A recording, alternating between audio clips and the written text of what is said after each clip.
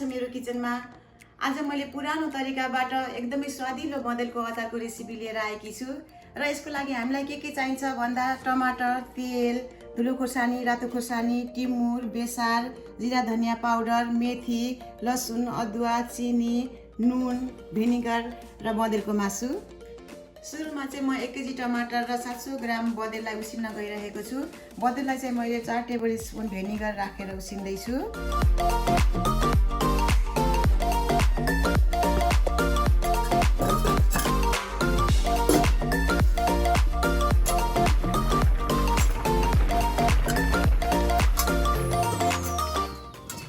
टमाटर पनि उसिन्यो। अब एकैछिन सेलाएपछि म यसलाई पिसेर छान्न गइरहेकी छु।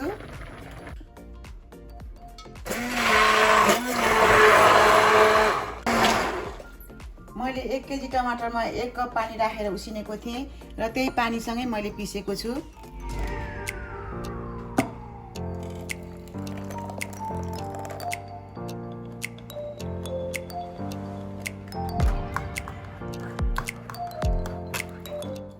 यसरी बिया र छोक्रा चाहिँ छुटाउनु पर्छ।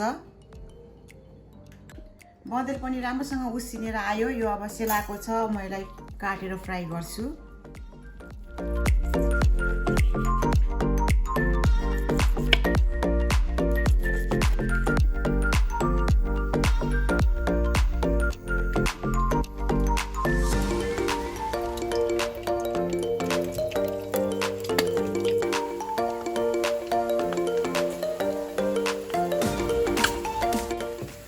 यसरी कलर रातो भएपछि अब म यसलाई झिक्दैछु।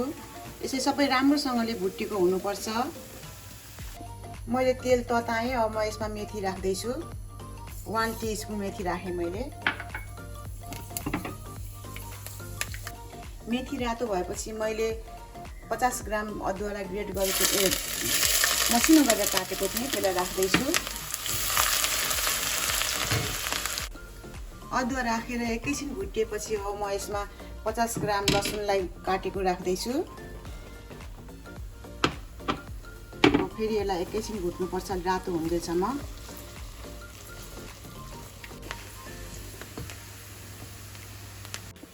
अदुवा लसुन यतिको रातो भएपछि अब म सबै अरू सामग्रीहरू राख्दै जाँदैछु। 4-5 वटा सुकेको खोर्सानी, 1 टेबल स्पुन जिरा धनिया पाउडर, नुन स्वाद अनुसार मैले चाहिँ 4 टीस्पुन राखेको छु। अचारमा अलिकति नुन बेसी नै राख्नुपर्छ। 1 टीस्पुन बेसार, 1 टीस्पुन टिमुर, 4 टेबल स्पुन मैले खोर्सानीको धुलो राखेको छु। पिरो पनि आफ्नो स्वाद अनुसार राख्ने। अब यति चलाएपछि मैले यसमा अघि प्युरी गरेर राखेको टमाटर राख्दैछु।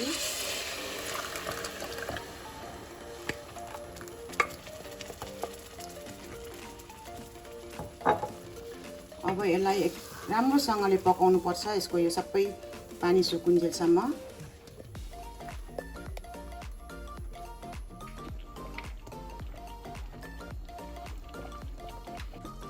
यसरी पानी सुकेर बुकबुक भएर आएपछि म यसमा अब अघि फ्राई गरेर राखेको बँदेल राख्दैछु। अनि अब यसमा मैले 1 टेबल स्पुन सुगर पनि राख्दैछु। अब एकचोटि राम्रोसँगले चलाइदिन्छु। अब मैले अघि यसमा फ्राई गरेर राखेको त्यो तेल पनि राख्दैछु। यो तोरीको तेल युज गरेको थिएँ अघि पनि अनि टमाटर पकाउँदाखेरि पनि। अब एकछिन फेरि राम्रोसँगले पकाउनु पर्छ।